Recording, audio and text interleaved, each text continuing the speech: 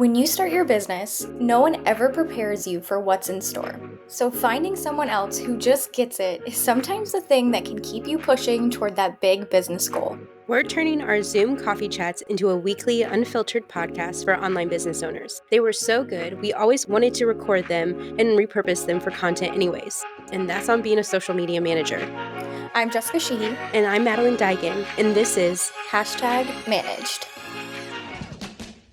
Hey everyone, welcome back to another episode of #managed. Thankfully, this week we are having no tech issues. I'm knocking on wood as I'm saying that, and I hope that we can get through a smooth recording. But before we dive into this week's episode, our segments, all of the fun chats that we're gonna have, hey Madeleine, how was your weekend? hello. It was good. It was a weekend full of reading. I am into, I don't know if you've heard of the Off Campus series. Oh Um, yeah, where I've it's like heard. hockey, yeah.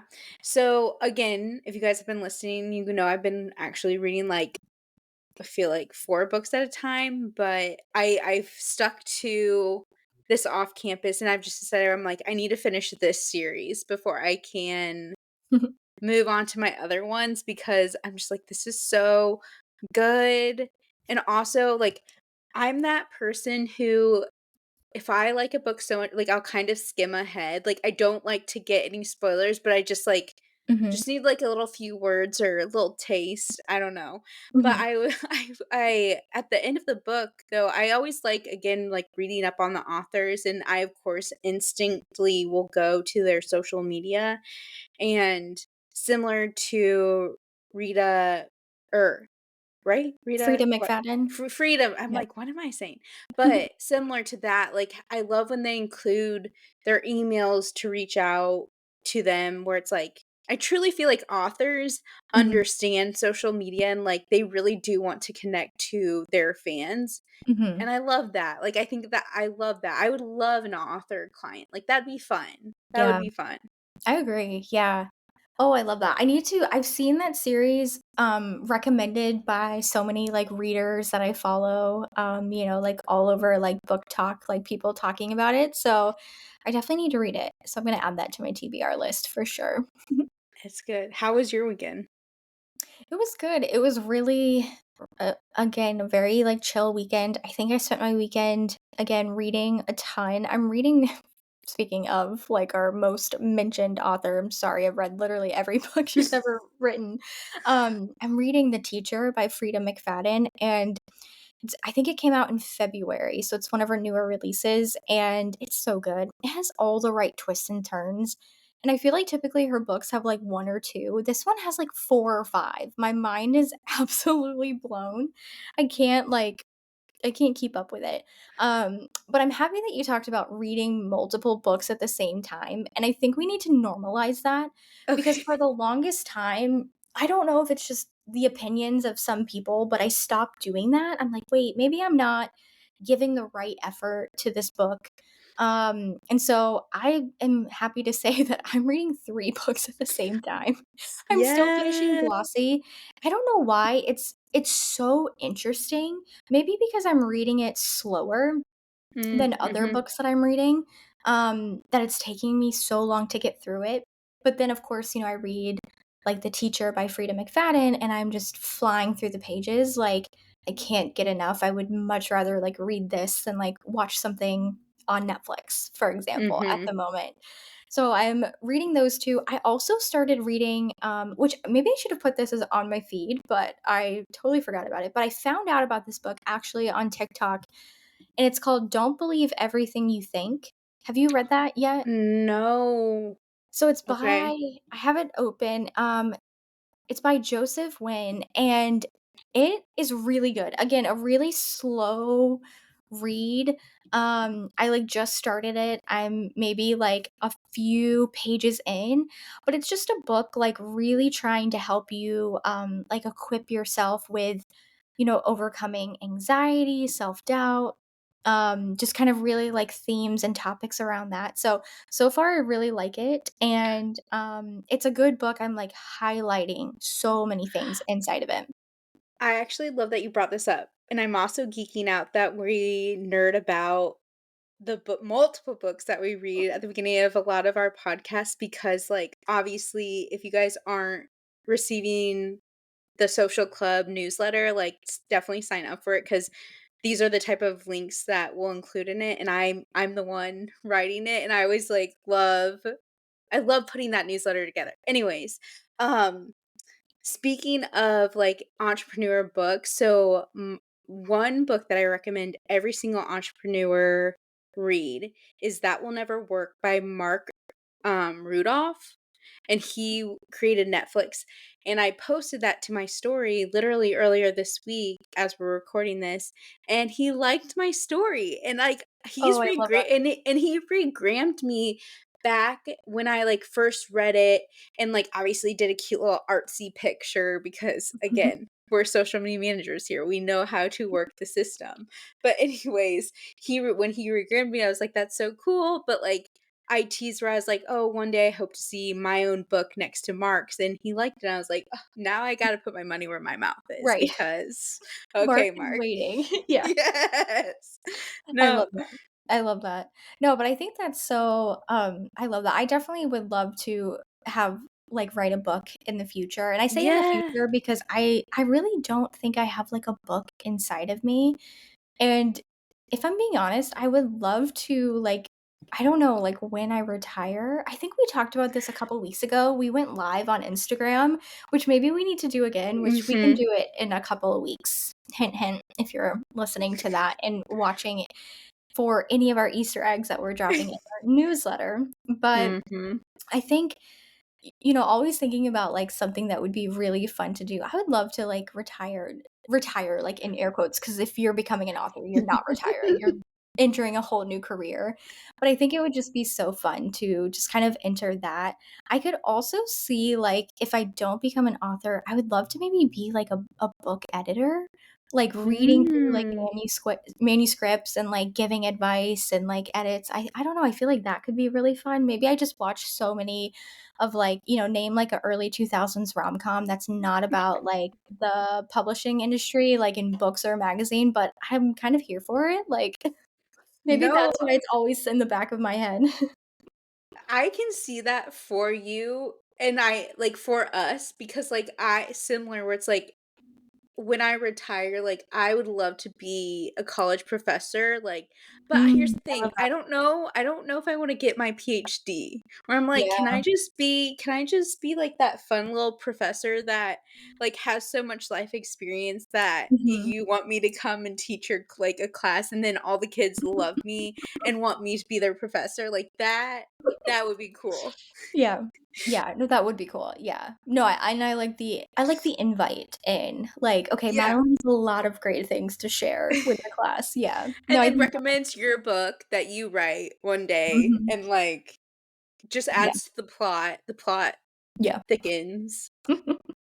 I love that. Yeah, no, I think that would be so good, but yeah, I like that. I wonder, do you think if it's like almost I know not everyone is a reader and everyone reads at their own pace, and I think that is so great. Like there and if you're listening to this and you're like, I've never read, I've never been a reader, there's like I've I don't know a more welcoming community than Mhm. like reading and book talk, and it's so welcoming. It's like a place for anyone and everyone to like listen to all these stories and read, and you can read at different paces. I think everyone should read. I like learning new things. I think it's a great thing to do. I think it's also great to like replace like TV and movies and Netflix, which again, there's a time and place for those for sure to kind of learn from.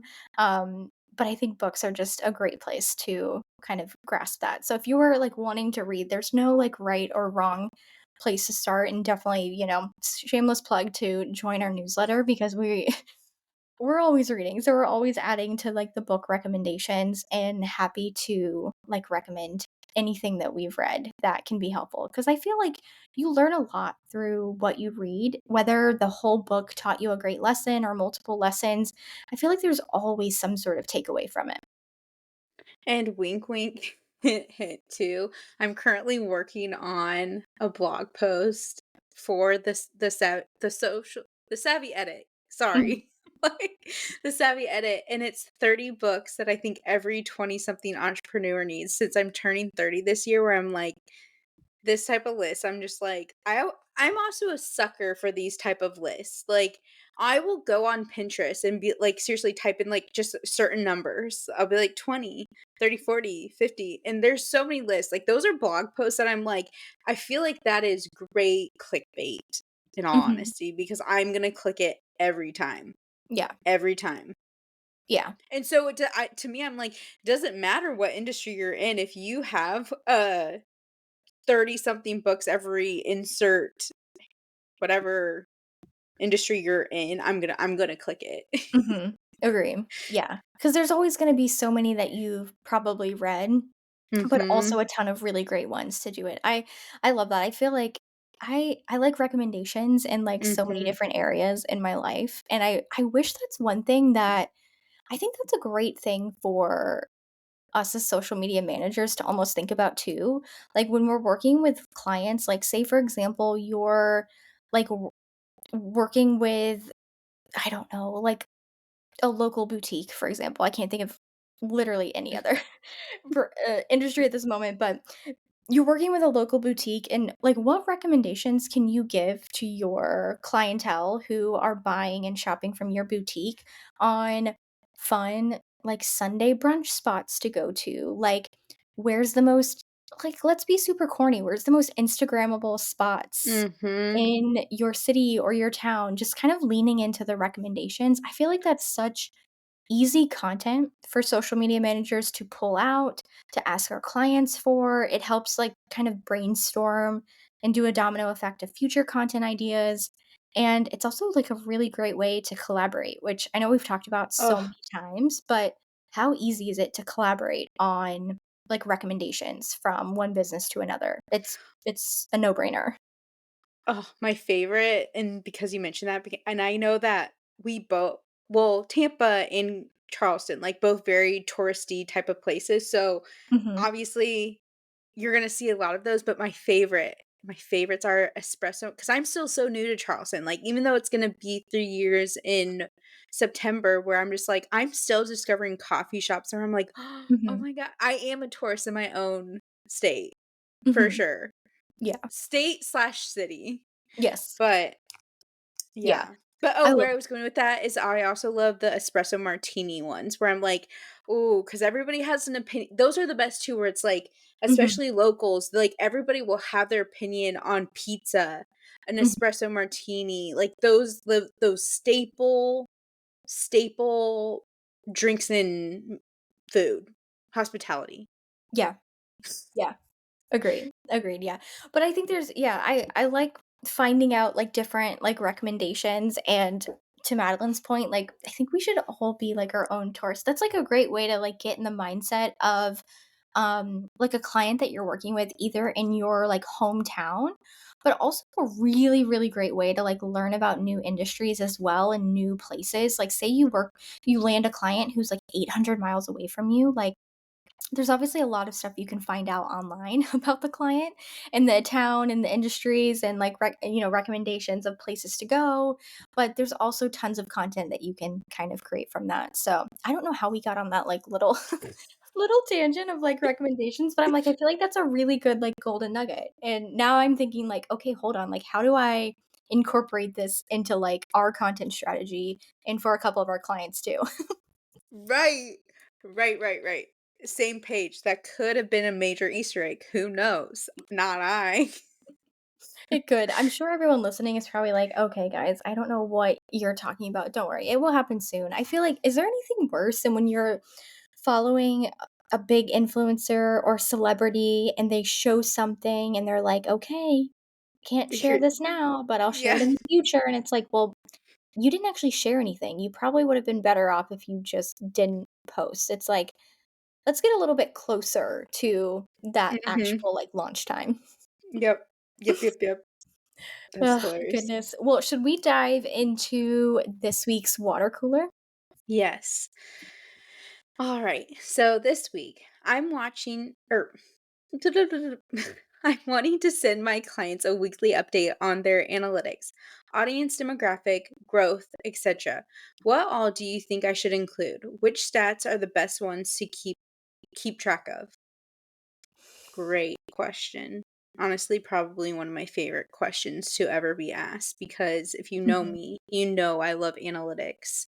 mhm. Um, I honestly, as I read that, I was like, let me actually bring up my analytic report that I do. Because I honestly, and I'm going to be curious to know what you say, Jessica. I guarantee it's going to be very similar. Yeah. But one thing that I do, and so I don't think I've ever really talked about how I plan my social media content on the podcast. So, for those of you who don't know, I use Airtable. I love Airtable, and I feel like we mentioned this last week on the podcast where, because we were talking about systems and just you kind of have to pick what works for your brain. And I couldn't agree more with that, where it's just like I since starting my social media career, again, I think I said last episode where it's like I was creating some content calendars in a Word document because again, let's take a journey back to 2013. That's when we were starting this. And like we talked about using Asana and all that stuff, but I use Airtable. And so I will also track my clients' analytics in Airtable with each content post as well. And what I like to do is so obviously I use later for a lot of my clients to like, scheduling their content and later analytics is great. And Mhm, have every so that's one place I would tell people to start, like, depending on what scheduling platform you're using, that's gonna help you knock out knowing which analytics to track, like, again, because later, Planoly, a lot of those systems are already they have that analytic tracking in there for you, but I am a crazy person and I like to know exactly how many likes, saves, shares, like each individual post gets because then I personally like to see like is there a trend? Is there like carousel because again, if you haven't been tracking these analytics, let me just blow your mind because you're gonna be like, "Oh, like, that's how people are coming to a lot of these conclusions," where it's like, "Yeah, like, that's how we gathered our data. We looked at every single post to see like, oh, this really resonated with our audience. Maybe we should make more content like that." So, that's my take, and I'm gonna pull up my analytic report, but, in mhm, summary, I personally will do, um, like, the impressions, the reach, save, shares, comments. I really don't care about likes, like, I will mhm. track them, but I'm kind of like, that doesn't tell me that much." Yeah. Like, to me, why somebody saved and why somebody shared that has a deeper where I'm like, "That really resonated with somebody." Like, I'm Mhm. more fascinated in those analytics. Yeah, agreed. Yeah, I agree with all of that, and I think sometimes and it really depends on, I think I track data the same for clients, but I report Mhm, on it in different ways because mm, I think a part of that is 2 parts. One, how the account is and how much engagement it's getting. Sometimes I feel like some profiles get more engagement on certain posts over others. Some maybe the engagement's not great. I think there's a lot to learn from that. I personally am never like sad or down to report on analytics that aren't the best because analytics and understanding how like the numbers and how your audience is interacting is going to help you. It's going to help your client see, the ROI on the project, but it's going to help your how you're creating content and how you understand Instagram and their audience a little bit better. And so if you can read into the data of what did well, what didn't, it's really going to help you kind of create better results moving forward. I really like tracking like profile interactions as well. So mhm, I think under that is Profile profile views. views, Mhm. like external link taps, follows. I like to see like if posts are doing really well engagement wise, and also just in general, like what post got us the most followers. I mean, it might not be ginormous, but if one post brought in 15 new people, okay, something big is happening with this piece Mhm. of content. And that's just a specific example. But, you know, are people actively clicking over to the profile? From that point, are they clicking the link in bio? And then from there, you know, kind of tracking what that link is. And then, of course, that goes into your website analytics, which is a whole other thing to report on. But it's just really helpful to understand that journey of social media. And you know, it's on every platform. It's definitely Instagram specific as well. But I think that's really helpful.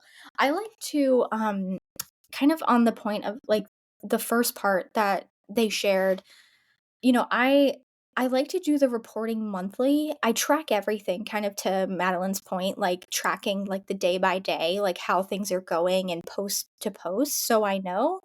And again, it's if you're doing that more frequently, at the end of the month, because I see this a lot in the group where people are like, "Oh, I'm dreading the analytics report." And I think sometimes it's if you're not working on it, I think it should be you should be engaging, creating content, like analytic reporting goes right in there as well.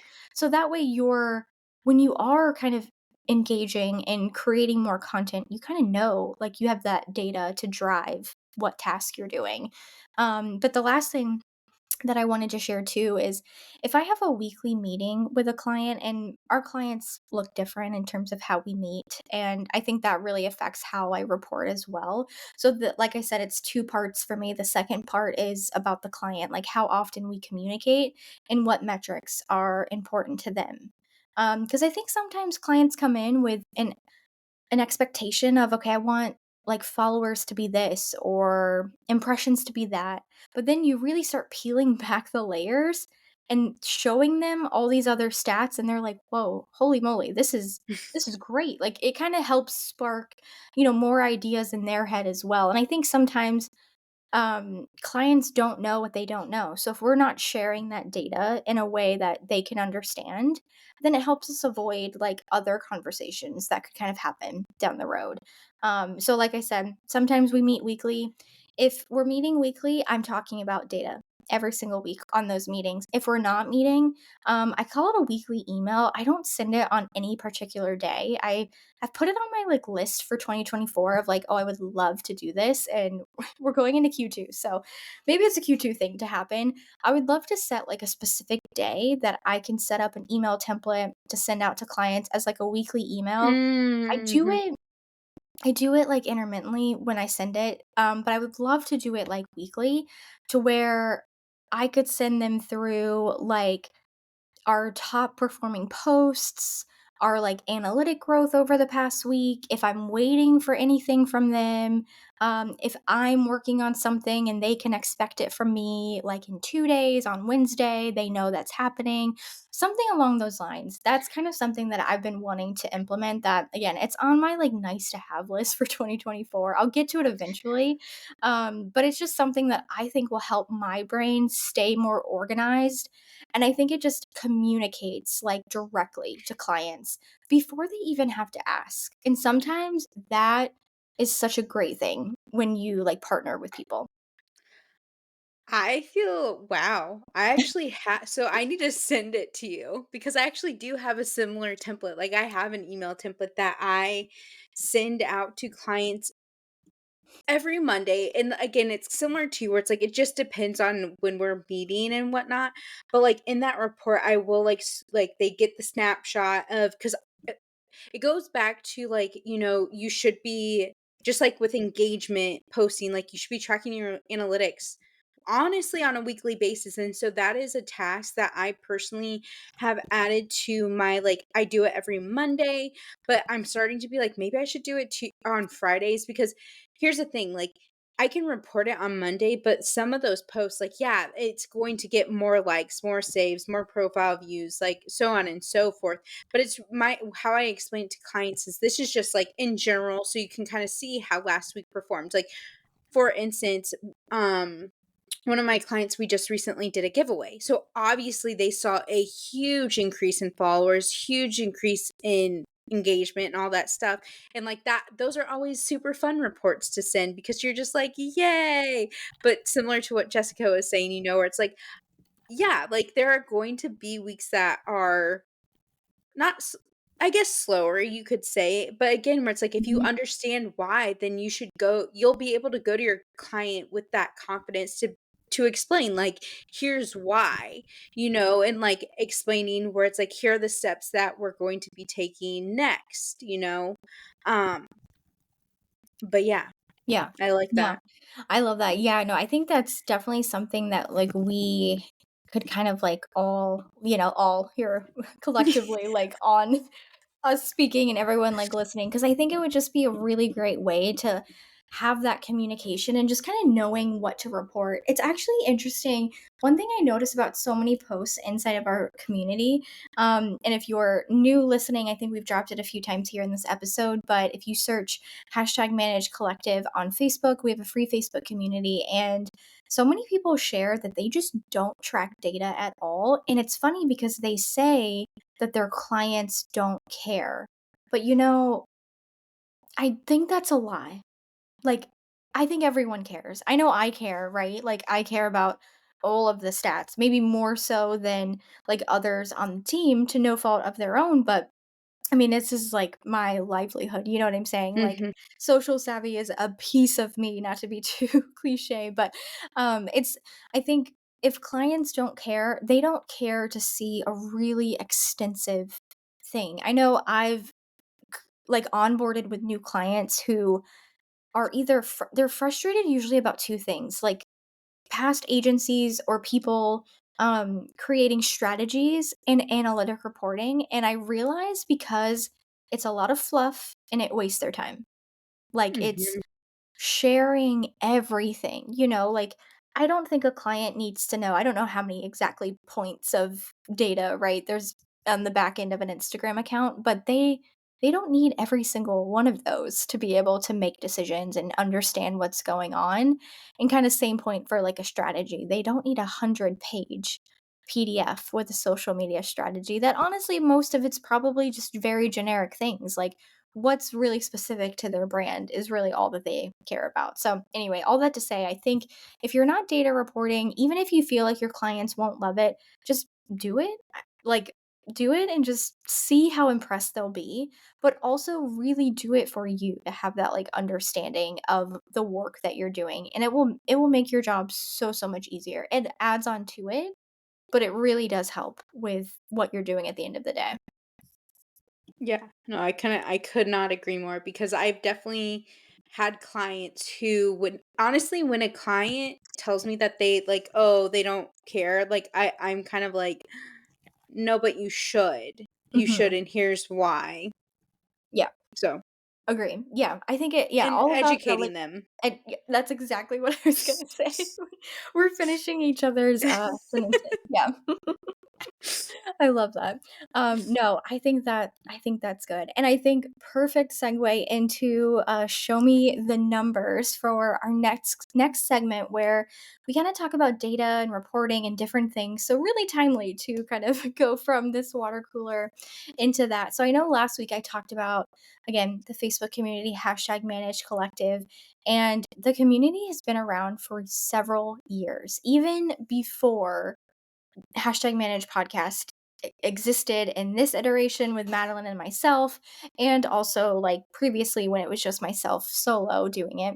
And so the Facebook community started in 2020 in a time where honestly there was a lot of free time. We were all kind of in lockdown, COVID was happening, no one really knew what was going on. TikTok was really starting, and I think it was something where I wanted to create a resource for people to connect. I felt like when I started, I connected with a few people, obviously Madeline being one of them.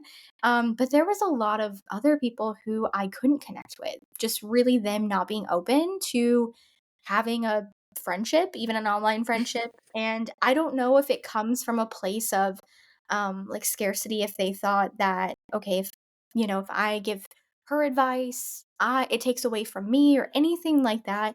I have to say, and it's probably a multitude of different things, but since starting the Facebook community, my business has only grown. I mean, there definitely have been highs and lows for sure, not to like make it seem like a walk in the park, but it has definitely grown. And the feedback that people share about the Facebook group is probably my favorite thing. And I know they share it now about the episodes we do here on the podcast. And to me, that just like one, the fact that people take an hour out of their day to listen to us like banter, like Mhm. it's so cool. So it's again, same with the Facebook group. So it started in 2020. It was a really, really slow growth. We now have over 20,000 social media managers inside the Facebook group. And so a couple of things that we learned by doing it is that growth did not happen overnight. It's been 4 years. Last summer, I believe, is when we hit 10,000, 10, 11,000 around that time, which that even alone for a Facebook group is incredible. Great. Mhm. We probably have about 50% of those members on an email list. So we don't require an email for people to join. We do recommend it. We're biased, we send cool emails. Now we send our social club newsletter too, which I think just really kind of elevates the emails they get. So we've kind of converted them to our email list that way. But the a couple of big things that really led to it, I would say the first thing is that we niched in the sense that it's social media managers. That's really the only niche. Um, we have male, females, we have everyone is welcome in the community. We don't want to turn anyone away from that. We also keep it open to where you can have your own social media agency. You can work a corporate social media job. You can be in college wanting to do social media. Maybe I don't know, maybe you've been in business for something else for 25, 35 years and you're like, no, I want to be a social media manager. Like it is welcome. Like this podcast is for all who love and adore social media as much as we do. That's for the group too. So we were really specific with it just being social media managers, but that's it. That's the only way that we're specific about it. So that being said, if someone comes into the group or attempts to join, it is private, so they do have to send a request. And again, we ask them for their email, we ask them for, letting us know their kind of business. If they're in a different industry, and if they have no intent of being a social media manager, and we really clearly outline that in the question, we respectfully deny because we want the community to stay what it is. And so that was something that I know received a little bit of pushback from the start. The second thing that really kind of helped like um, grow the group as well is we put a lot of time and energy as a team into the group, and we have for a long time. And so it's myself and we have two other team members who are in the group every single day, responding to posts, posting, having conversations, asking questions.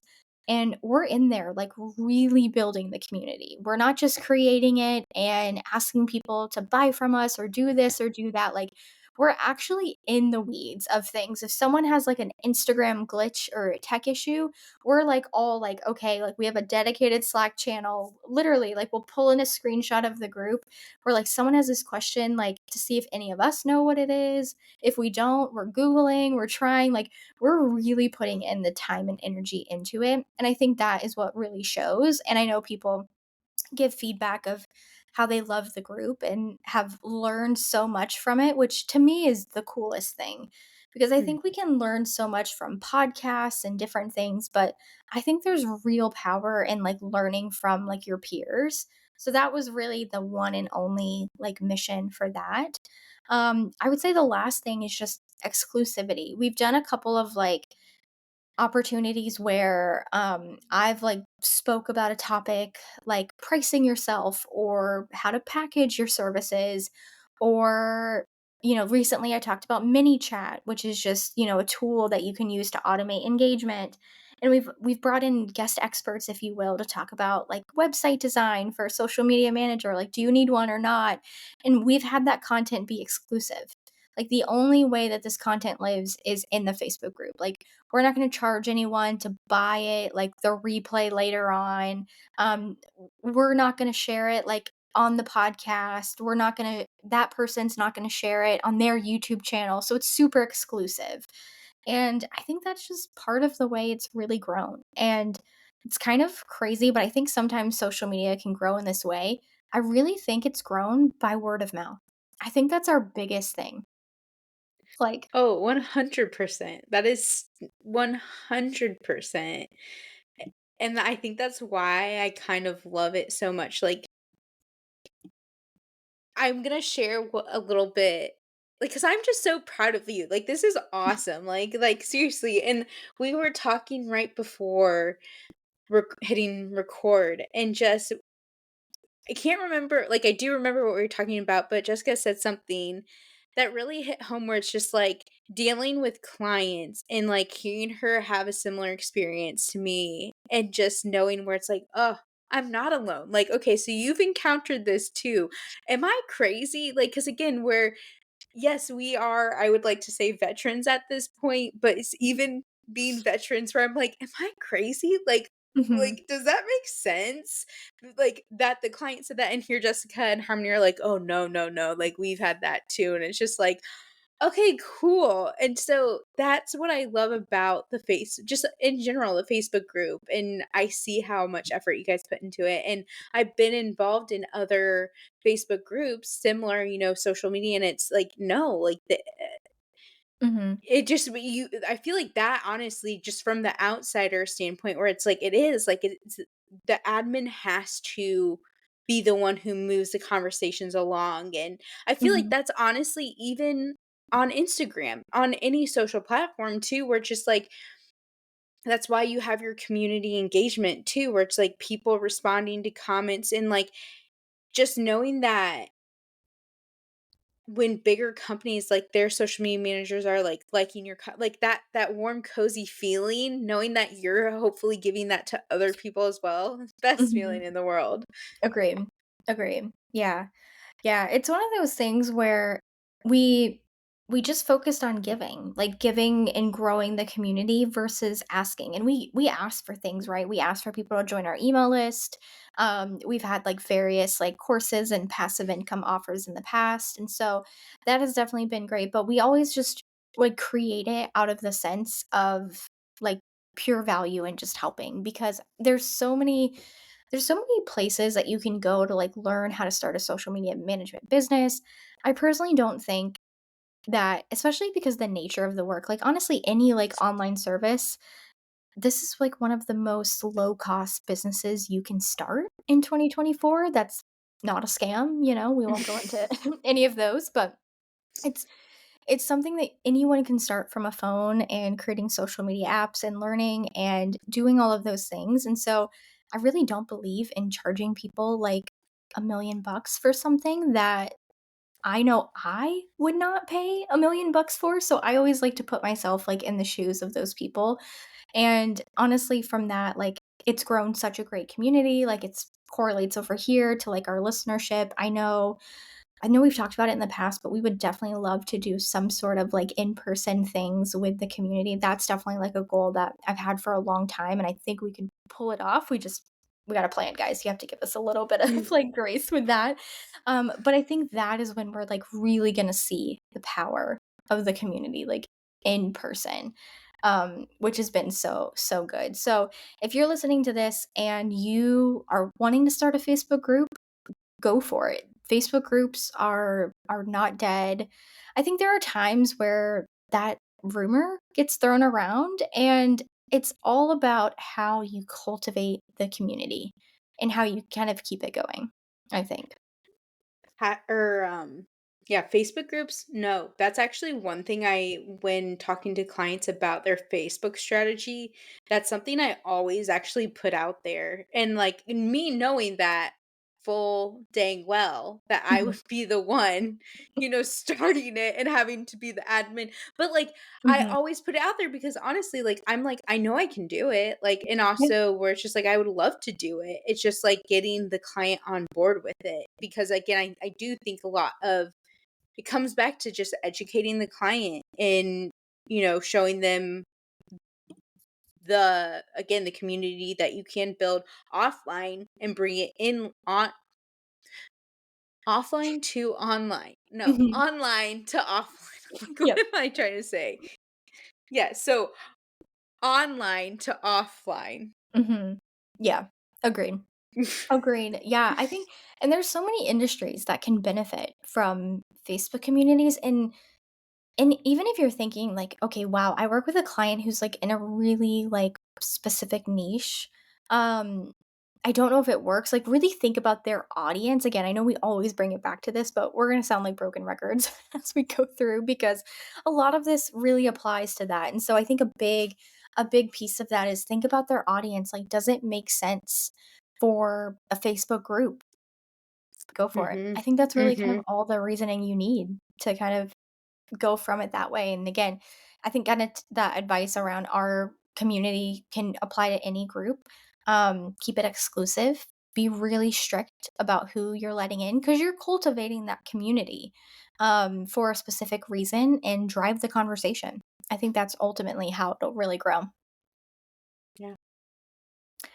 Perfect. Well, going into our third and final segment of this week's episode is I think our favorite, maybe we're Mm. biased, but on our feed. What's on our feed as social media managers? And so I'm actually bringing in what's on my news feed. So shout out to TechCrunch. Actually, no, I'll back up because I actually saw this on a reel first from an old client. They shared a reel talking about this, and I had no idea. And it's been out for a little bit. But I thought it was interesting because it kind of talks about two really important things. So now going into TechCrunch, I like reading TechCrunch for anything specific around any tech company. So Meta as a tech company, it's a great resource if you haven't heard of them before. But Meta says it will pass on the Apple tax to advertisers who boost posts on Facebook and Instagram. And so essentially, the Apple tax is a 30% service charge on top of the ad spend, if you will, for the boosted post. I think a few things to kind of talk about that I definitely want to share is I see so many times in the Facebook group alone where people are questioning, should I boost posts? And there's only a few rare instances where if I'm speaking with a client that we will boost posts. So the only time, and I'm definitely dying to hear like Madeline's take on this as well, but the only time that I've done it with clients and currently do it with clients is when it's in parallel with so many other marketing channels and also in parallel with a paid ads strategy. So full disclosure, myself and our team Social Savvy, we don't do paid ads. Can I do them? Yes. Do I want to? No.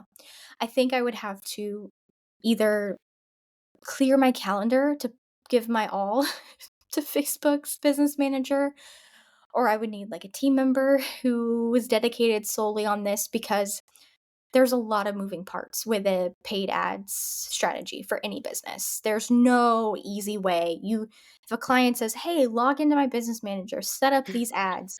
Easy peasy, like they've never No. done it. Or they have and they like lighting money on fire. I'm sorry, that's my hot take on that. Yeah. But No, yeah. when it comes to boosting posts, I will never boost a post that Instagram recommends me to boost. It's always I don't know why. Maybe it's just part of their strategy. It makes sense now that I'm saying it out loud. I'm about to say it out loud, but they recommend a post that does poorly organically. And I think in my head, if a post plummets and sucks, to lack of a better word, organically, it is not going to do well with a paid, ad strategy behind it. That being said, I think boosting is one thing, and I think running paid ads is another thing. Yes, Mhm. you're putting money behind the boosted post, but that's not running ads, if that makes sense. I know that's like a real, like, confusing scenario there, but that's just kind of the way that my brain views it. So when I am boosting posts, I'm boosting posts that are already doing well organically, and there's like typically a really big reason. So typically the two things that come to mind are like really, really high performing like viral posts, influencer content, and maybe a giveaway. Not to say that I do that for all of those things. I just like to think about it from the perspective of one, why am I doing this? Or why is a client asking me to do this? If it's to increase sales, conversions, anything else related to conversions, not going to happen. I'm not going to do it because that's not how it's going to work. Um I like doing it for influencer content. I think it gets it shown to more people. Typically those are posts that do better anyway. Um and I think it really kind of complements what's already being done organically. And I like doing it for top performing posts. If they're doing really well, if the client has like a two-part paid ad budget, like for their actual advertising, which is what would drive conversions and sales and customers and clients, then they have money left over for boosting posts for just reaching more people. I like doing that as well. So again, it's always a back burner thing to supplement, and there's always a reason why to reach more people, never to convert. Um, and I think, and maybe this is just with like ad buyers and like media specialists that I've worked with in the past, I think they like also seeing the stats of boosted posts on their end to like supplement what they're doing as part of their paid ad strategy. So anyway, that's my soapbox of what's on my feed and why that was, like, top of mind for me, but something to think about, that Apple tax is huge, 30% service charge. A way to get around it is don't boost a post on your phone, do it on your desktop. That's the simplest way. Again, we'll link that TechCrunch article in so you guys can read that, and I know boosting posts is something that is so complicating and so many thoughts around it, so again, if let us know in our threads, I would love to hear what has worked for you, anything like that, any advice? Because I know I see so many posts and comments around, like, boosting specific things, like, with a new account, looking for sales, looking for clients, like, so many things we would definitely love to kinda share about that, and, oh, before I kind of pass it over to you, Madeline, um, shameless plug, we are now have a way for you guys to, like, send us voice notes or quote unquote "call in." We're calling it the hashtag hotline. So you can go to hashtagmanage.com. At the very top, you can click hashtag hotline. There's a button on there that says record. You could send a message to us. We would love to hear from you about anything that we're talking about on this episode, even if you just wanna say hey and, like, shout yourself out, like, we would love that. Obviously, review of the show would be really fun, but if you have any questions or if you wanna submit a water cooler, I'm, like, excited to see who our first voice note water cooler would be, but I think that would be Yes. really cool. So anyway, shameless plug for that, hashtagmanage.com, hashtag hotline at the very top. We'll also have it linked in the show notes of this episode. Mhm. Also, I just have one comment about boosting posts. I Go for it. hate it. I hate like, no. Like, and you wanna know a red flag is when and I've had this happen more than once. And the client's like, "Yeah, I boosted," like, I'm coming in, and they'll be like, "So what post are we gonna boost?" And I'm like, "We're not gonna be boosting posts, like, I'm Mhm. not gonna set your" like you said, "I'm not gonna set your money on fire." Like, Right. to me, boosted posts, it is a scam. Mhm. Did I say it? Oh god. I said it. I said it. I said it, but boosted posts are a scam. Yeah, yeah, and I think people it's like, and that's why it's like a for me, it's a gray area, but it's not a Band-Aid, right? Like, it's not a Mm-mm. Band-Aid to poor engagement, right? It's like, say you post something and it got, you know, 3 likes and 1 comment, and it reached 400 people and you have 8,000 followers. I don't know. I'm just pulling out random statistics here. It's not a band-aid for that post, right? There's probably so many other ways that you can look at a post to see like why it didn't perform so well.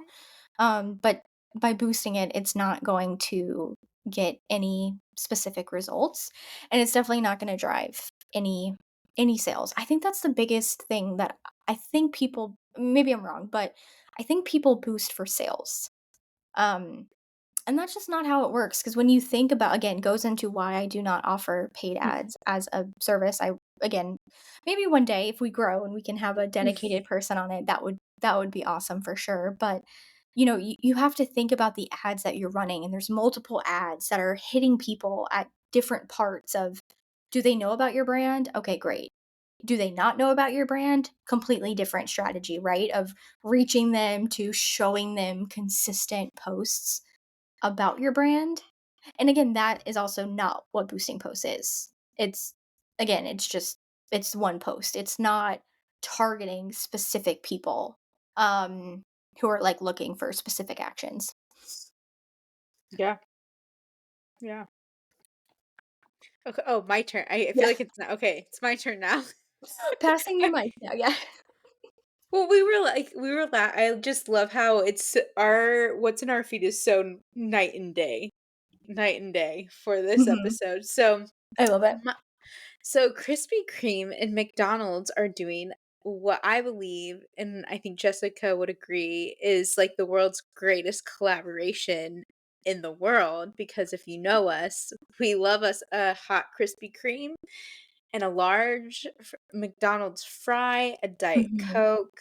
Yes. Yeah. So, anyways, and I find it interesting. So, the whole reason that they're doing this collaboration is to boost their breakfast sale, to boost their breakfast sales. And honestly, I love Mickey D's breakfast. Like, I love a hat. That was for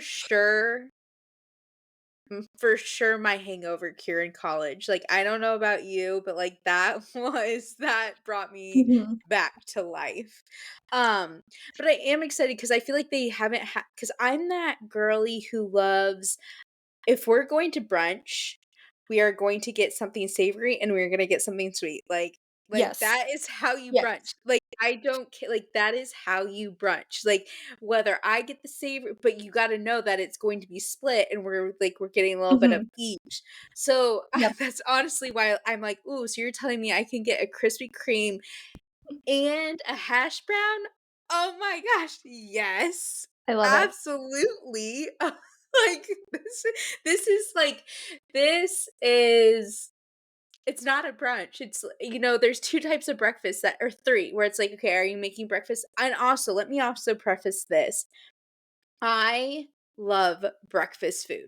Like, so much so that Brennan Mhm. and I's wedding meal was breakfast for dinner. And so many people in the beginning was like, "Oh, so it's like a after like it's a brunch time you're getting married." No.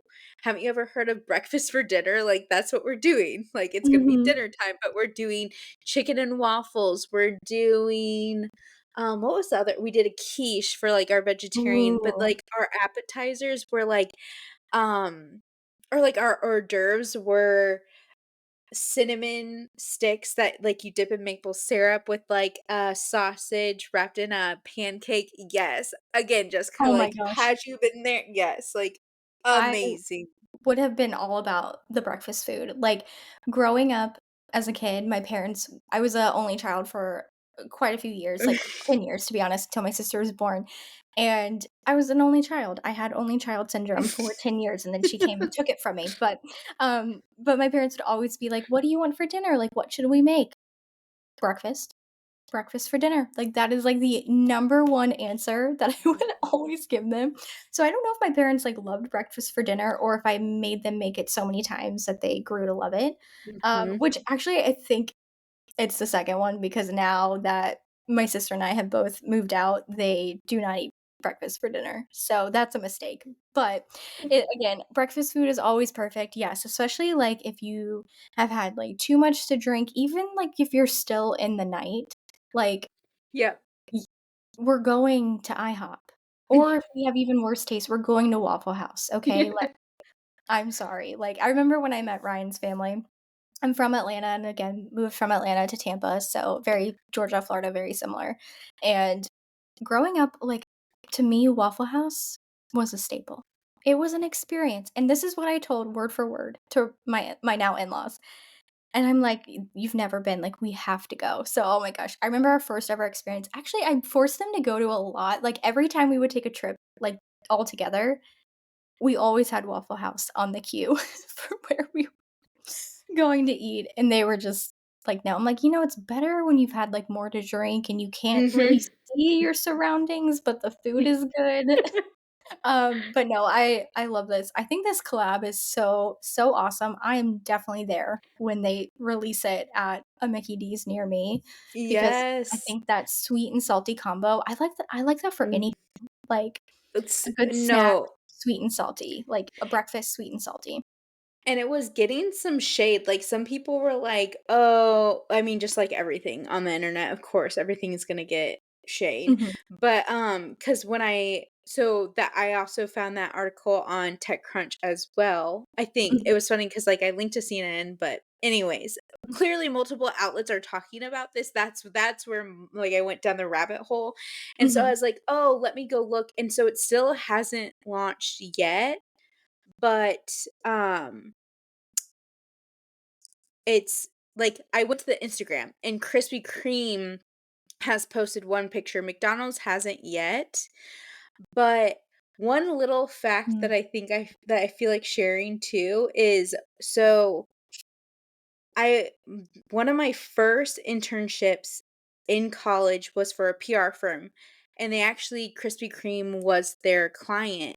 And so, fun fact, for a little bit there, I was, and again, this was when PR firms were like, "Oh, maybe we should bring in a social media person." Again, we're trying to mhm, figure it out, yeah. and I was creating content for Krispy Kreme. So, like, Oh, I love I could. that. I think you told me that. Now that you say that, I'm like, "Yeah, I remember that." But it was like it seriously was because I don't know if you guys remember, like, Krispy Kreme, like, it just hit the stock market, I think, in 2021, like, where Oh, wow. it was hurting there for a little bit, like, 'cause so many stores, like, personally, like, in Mhm, Indiana, we had one when I was a little kid, but then, like, middle school, high school, we didn't have a Krispy Kreme. Now I think there is one, but, like, okay. there Yeah. wasn't for the longest time. Yeah. Oh, that's interesting. I didn't realize that they were, like, so new to becoming public, but I guess that makes sense. I think they've kind of had, like, a comeback over, Yes, like, yeah. the most recent years. Yeah. No, I love that. I think that is such a really cool, like, collaboration between 2 companies. I think it makes sense. I think it makes sense, this might be a hot take. You know how sometimes, McDonald's does meals by celebrities? Mhm. I like it, but I love this more. I think with, like, Mhm. the power and just infrastructure of McDonald's, like, I think they should do this more with more things. And more specifically, more sweet treats because if you Yes. like, yes, they have the McFlurries, Yeah. but every now like, again, don't get me wrong, like, anything on the McDonald's menu, I love. Also, please bring back the snack wraps. Like, please Yes. bring back the snack wraps. Like, I Yes. just like, seriously, I felt healthier Yeah, when I had a snack wrap. my toxic trait is every time I make a wrap for lunch at home, I'm, like, making a snack wrap. I'm like, "Wait a minute. Snack wrap?" Like, McDonald's, like, branding is infused in me, but oh Mhm. my gosh, if snack wraps came back, I would probably get one every day for lunch. Oh, 100%. That would be my lunch. 100 mhm. Mhm. I would Yes. alternate for, like, maybe some days, like, I would just go through the different flavors of the Mhm. snack wrap. And Grilled, right. crispy. Yeah. Yeah. Yep. Yeah. No, I love that. I love that. I think that's perfect. Well, I think that's a beautiful, like, segue into, if you saw the title of this episode, you're probably wondering, "What does that mean?" I have so many routines for my self-care, for skincare, for all these different things, for winding down at night. Like, what's an AM, PM social media routine? And this is something that Madeline slacked over to us with just something she was, like, thinking of, and also follow her on Instagram at the buzzing blonde because I know she's been sharing about this over there. But again, we're broken records on this podcast. I think for so many reasons, right? Not to kind of say the same thing over and over, but just to really show how it's always like top of mind for us when we're thinking about different social media things. And I think it's so important in leaning back into like your audience that you're marketing for on social media. So, Madeline, do you want to share like any of your like initial thoughts around kind of the different routines you can set up for social? Yes. So if we're talking when it comes to I feel like I should preface to like where this idea kind of came from or where it stemmed from. So I have a new client and the target audience is I kind of feel like this is low key like my own little water cooler segment. But I anyways, so I have a new client and their target market is somebody who I'm not used to marketing to because it's just a new audience. But with that being said, like I love like, right now, it's a challenge, but it's the best type of challenge I have encountered in a long time because now I get to be testing out different type of content and when I post it. We've talked about these few episodes in Q1. I feel like a lot of our episodes related to the best times to post. And I feel like in each of those episodes, Jessica and I told you all where it's like, even though there is this data where it's like, it comes down to the target market and also like their habits, like who they are. So the best example being like moms. So yeah, all that data, I guess it kind of does go with a mom because again, the they're on their phones right before their kids wake up and after they go down. But when you think about too, like let's say a millennial, let's just put millennials in their own category, obviously, where it's like you think about their careers, where it's like, are they grabbing their phone probably around lunchtime too? So, like, those are just those type of things you need to think about. So, obviously, time, but something that I feel like we don't talk enough about is the type of content that you're putting out there at those specific times. And what made me think of this is my own habits because at nighttime, what am I more like, I'm honestly probably more so doom scrolling at night, but I do Mhm, have a happy finger where I'm, like, liking, but I'm most likely, honestly, probably at nighttime, probably not commenting, like, myself per se, because it's mhm, just, like, I don't have that mental energy to, like, be witty and, like I mean, maybe. So mhm, what made me think of this is just, oh, there is specific content I like to see in the morning versus at night. And if I'm being honest, probably during the week as well, where it's like, I feel like my fun content always comes out like starting on Thursday into Sunday because it's like that's fun. I don't again, I've gotten better at posting for myself too. Like we're coming mhm, back. But where sorry, I lost my train of thought. Bringing it back. Where it's more entertaining as we lead towards the weekend because you're kinda checked out of work, so mhm. I'm not gonna share, like, this deep tip or, like, Right. information overload my audience with information that I know they probably don't wanna hear on a Thursday night. So, Mhm, when it comes to your AM and PM routines on social media, I feel like, honestly, treat it like your skincare routines almost, Um, I would keep it light and airy in the mornings, where just like those inspirational posts, the mhm, affirmations, and that's something I feel like but I've seen Harmony doing on hashtag managed collectives account too, where it's like doing like fun little sliders. That this is one of my favorite is to do with clients is like affirmations in the morning, it's like swipe to affirm. People love that. People mhm. freaking love Yeah, that. because it's so, like you said, light and airy, but it's also, like, so easy to do. They're, like, Yeah. fun. Yeah. Mhm. Their mental capacity, that energy Mhm. Agreed. is yeah. Yeah, I agree. I think also it's another thing to consider with, like, the type of content you're posting in the AM and, at night as well, is to also, like, think about your messaging too. Like, I think Mhm. about for myself when it comes to, like, how I buy on social media, and I don't know, I did maybe it's the marketer in me that thinks about this, and we were having a conversation with a client last week about this, where people are buying at different times, Mhm. and that's something to consider as well in your messaging. I know for me, at night, I'm doom scrolling, I'm watching probably far more than I need to, I'm going past my time limit, but I'm adding things to my cart. Because I know when I wake up, I probably don't do it first thing in the morning, but, like, late morning, maybe middle of the day when I start, like, kinda getting back on social media, then I'm, like, looking at my carts, like, "Okay, what did I do?" At least I don't, like, actually pull the plug. I'm not that kind of shopper. I'm not super impulsive. That would probably be really bad for my credit card statement, but I do look at my carts and I'm like, "Oh, interesting. Okay, this is, like, really exciting. Like, I need to kind of, like, add this to my list." So, like, thinking about it that way, if you know your audience, um, like, in who they are and how they act, like Madeline's example of moms, like, they're consuming content in different ways. Think about, like, depending on, of course, how old their kids like, are they watching stories without sound? They might Mhm, be, like, during nap mhm. time or if they're feeding or anything like that. Maybe they're just tapping through and reading, so subtitles are perfect, text boxes are perfect. Anything that is giving the context to that is really great.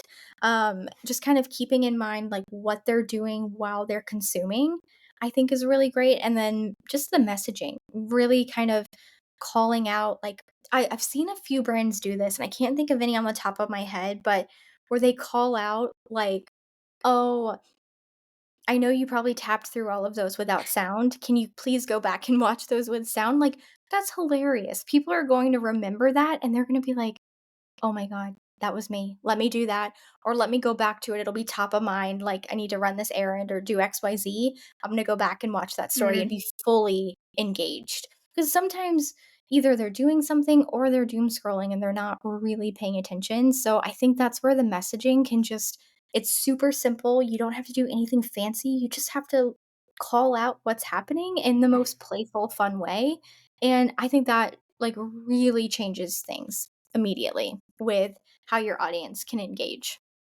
that's one of my favorite things to do. My friends know, like, I do that to my audience. I'll be like, "I see you," because it's like, I am looking to see who's watching my stories, and I'll be like, "I see you not voting on Mhm. that last poll. Yeah. Like, are you sure? Like, go just push a little button. Mhm. Push a little Yeah. button." Yeah. But it's so fun to kind of think through for that, and I think, just really getting into the mindset. Madeline and I were talking about we'll do a dedicated episode for this because I feel like we could talk so much. I know we're getting to the end of our time here, but one of the tools that I love for finding out more about my audience besides surveying them, asking them, I think that's the number one way. Like, go to the source, like, think it through, ask your client questions. I've worked with clients before where they know their audience and who they sell to. They don't really know their audience that well. Maybe they're not specifically fitting in that, ideal client avatar, target audience avatar, whatever who we want to call it. So actually like to use ChatGPT for this one thing. It's probably, if I'm being honest with you guys, it's probably the only thing I use it for. Um, yeah, I think it's the only thing that I really use it for, or if I need anything to kinda help me brainstorm content ideas, I don't really do it too much because sometimes I feel like the ideas are just boring, and I'm Mhm. gonna look at the list and be like, "Nope, I don't like this." But I like it for understanding audiences, like, going and asking it questions, like, for example, we work with a client who is a functional medicine doctor. And I know very like surface level things about functional medicine and all of that. Her target audience is women, and they suffer from suffer, I'm using that really lightly, but you guys know what I mean. They deal with a couple of different things that I personally do not deal with myself. No one on the team does. So we don't have any personal experience to tap into. So we leaned to ChatGPT to find out more things about these symptoms that are like holding them back, or like these ailments that they can't get through, and how does functional medicine tie into it. And ultimately what it does is it gives me a list of questions that I can then take on a client session and ask them like, "Hey, like, do your clients ever tell you XYZ?" And they're like, "Oh yeah, like, yeah, they do say that. Like, how did you know?" And it's like, "Okay, well, I'm just kind of like doing some market research here in chat gpt," which I can never say that right, by the way. I feel like Mm. every time I say it I add new letters into it, but you guys know. But anyway, that's my favorite kind of way to incite some thought about my audience that then I can take that and use that to determine, okay, do I need to post this in the morning, midday, night, just kind of feel where it fits. No, I love that, and I definitely agree. We definitely need a episode on ways how you we use ChatGPT. I also struggle with saying that as well, and we'll add in a bunch of other letters. But yeah, because again, this is something I feel like we're experiencing what our parents went through when Google came out.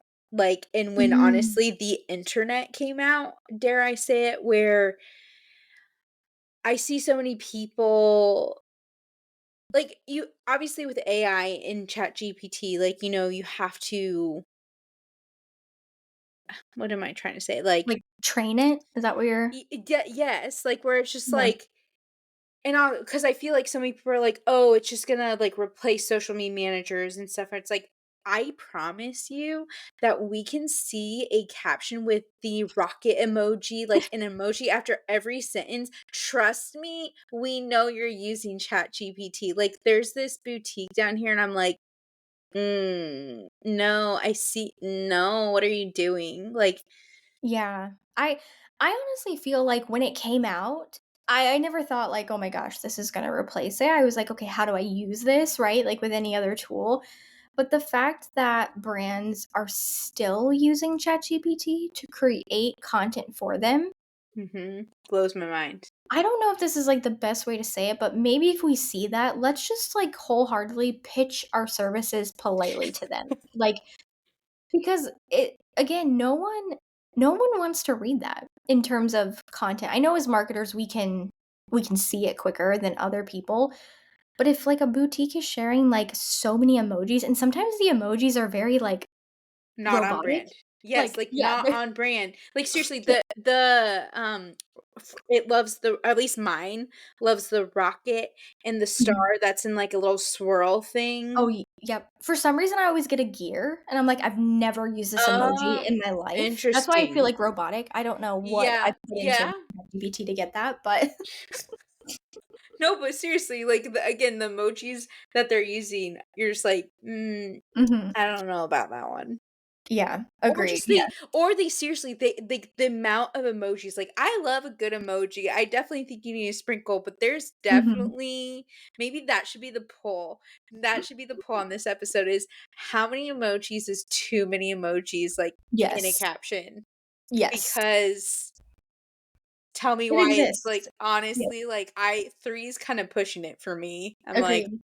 "Ooh, that's a lot." Agreed. Yeah. No, I agree, and ChatGPT does not, and honestly, sometimes and this is again why I really don't use it for content because I maybe I'm just not great at training it, but I can't train it to stop doing the things that I hate. Like, I know if I put more effort Mm. into it, but again, I think and I love that part of the job. I love writing copy, like, I love, Mhm. like, doing that, so, I think my brain is quicker at doing it. Like, now do I like using like, finding inspiration for, "Okay, how do I start this caption?" Or, like, "What pop Yeah. culture can I pull in?" Or absolutely, like, I love that, but, yeah, again, for ChatGPT, I think there's so many limitations for it for sure, so it's just kind of, like, figuring out, like, what those are, but, yeah, that's a great poll. We should definitely do that. And also too, again, shameless plug for the hashtag hotline. Let us know how you use ChatGPT, because that is an episode we definitely want to do. So would love to hear from all of you when it comes to how you're using ChatGPT. Before we close off for this week's episode, because I know we're getting to that time here, Madeline, do you have anything else to add? No. I think this episode was great. Like I got really excited. Like I really hope that you guys find the AM PM stuff we discussed beneficial, helpful because Hmm. I don't know. It felt like a very not an epiphany, but Yeah. Yeah. or an aha moment this Yeah. week where I was just like, yeah, like sometimes you don't have those that often. You're like, yeah, I I'm know. good at It's what meant I to do. become. Like where you're Yeah. just like, wow, I actually am good at what I do. Okay, cool. Yes, I agree. Oh my gosh, no, we have to look for those silver linings in our role because there's a lot of factors that play into it. But no, I think it's a great thing to think about. It's something that I've been ever since you slacked that over to us. I'm like thinking like, okay, how can I like really use this to just be more intentional with like Mhm. the content I'm sharing, like different things. Like it makes so much sense, and it's simple. And I think for me, that's the strategies that work. It's like the simple basics of marketing 101, like that do really well, which is great. Like we don't need anything fancy. We don't need any crazy growth hacks or you can't do XYZ. Like you don't need any of that. No. But awesome. Well, I think that is the end of this week's episode. So again, go to #manage.com. We are really starting to get legit over there. We're building out more resources. You can join the social club, the newsletter that Madeline puts together every week. They look so good. And also they have so many resources in it. So it's a great email to kind of get in your inbox every single week. Please send us a voice note on the #hotline. It can be 100% anonymous. You can let us know who you are. We will accept any and all messages, but look forward to that. And I'm so excited for the first water cooler like voice note. I hope that happens really soon so we can I air hope that. yes. But Obviously going to put that in this upcoming newsletter, and it will mhm, be directly linked. And that's another those are other analytics I like to mhm. watch. Like, I like to see who's tapping our little buttons. So I'll Yes. be excited. I'll be like, "Ooh, okay. We've Yeah, got some voice bites." note incoming Yes. from so and so. Yes. Yeah. No, it'll be so, so good. So thank you guys for listening to another episode of #Manage, whether you've been listening from the start of the year or you're brand new. We appreciate you so much, and we'd love to connect with you over on our social club newsletter and on social media. You can find all of our links in the show notes of this episode. We'll chat with you guys again next week. Thanks so much for listening to this episode. If you haven't already, hit that follow button, and if you really love us, be sure to subscribe wherever you are listening from. And if you want to be one of our online besties, you can shoot us a DM over at #managed on Instagram and let us know what your biggest takeaway was from this episode. Or, you could also share all your deepest, darkest secrets. Kidding, but we mean it when we say you can shoot us a DM. We love building real, authentic relationships with you.